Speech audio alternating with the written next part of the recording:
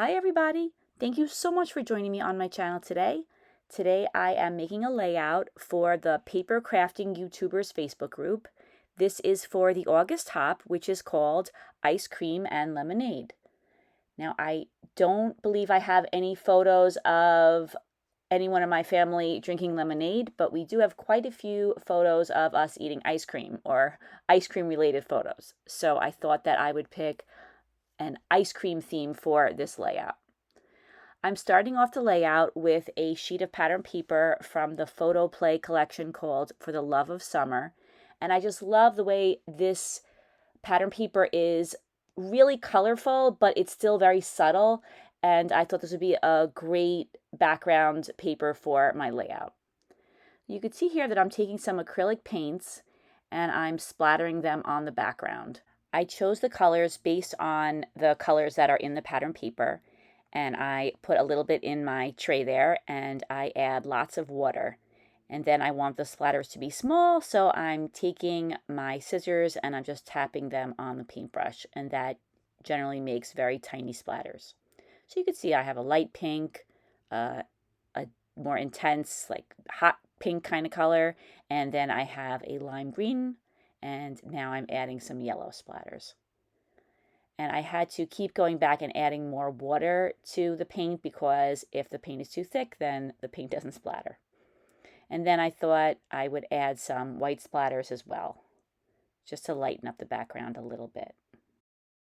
Now that all the splatters are on the background, I'm letting those dry, and I'm going to begin working on my photo. So I kind of did a throwback to the 1990s, I think it was, when it was in style to take your photo and cut out whatever the subject was of your photo. And I don't normally do this, but this is a neon sign that was in the window of an ice cream place that we go to in Hyannis, which is in Cape Cod, Massachusetts. And it was called Katie's Ice Cream. And I just thought it looked so cute with my two daughters with their faces like looking out of the window through the neon sign. So I decided to just cut that shape out. I cut out 2 layers of foam, and I just traced around the outside of the shape onto some foam and cut out 2 layers. But then I thought before I put the foam on there, I wanted the photo to be mounted on some heavier cardstock.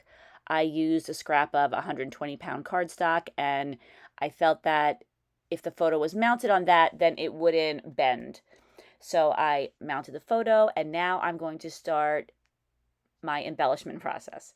So I got the idea for this layout because I am going through my scrapbooking room and I'm trying to decide how I can store my materials so that they'll be more accessible or so that I will think to use some of them. I had a whole box full of rosettes and I haven't opened that in a long time, so I haven't quite solved how to store them so that they're going to be actually placed on more pages, but I did think that it would be nice to have a page that had a lot of rosettes on it. So I pulled out some Pebbles rosettes, some pink Paislee, and some American Craft rosettes. The larger ones are the Pebbles rosettes, and then the little ones with the buttons in the middle, those are American Crafts. And then there is one right now on the page, a shiny blue one on the lower left-hand side, and that is a pink Paislee birthday collection. So I'm arranging the rosettes, and I decided to take the buttons off of some of them. I didn't want all of the rosettes to look exactly the same, so I thought it would be nice to have some with buttons and some without the buttons. And I decided to remove the buttons from the small blue rosettes because they weren't centered and I thought they looked kind of funny.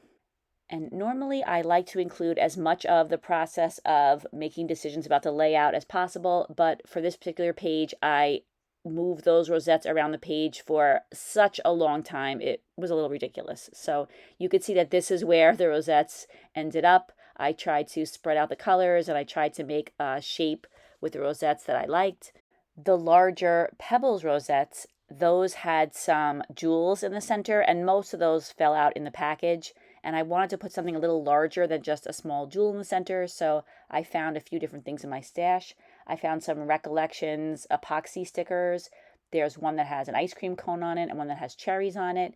And then in the For the Love of Summer photo play collection, I found that little ice cream cone that has a yellow background. I wanted to embellish the photo, so I found some Jolee's cherries and I added those 2 cherries to the top of the photo. I switched out 2 of the rosettes for those shiny pink Paislee rosettes that are blue and pink, and I was thinking that maybe some of the rosettes were looking too much alike and those had a different appearance to them. I also added some Paper Studio popsicles, one on the bottom in green and one on the top in pink.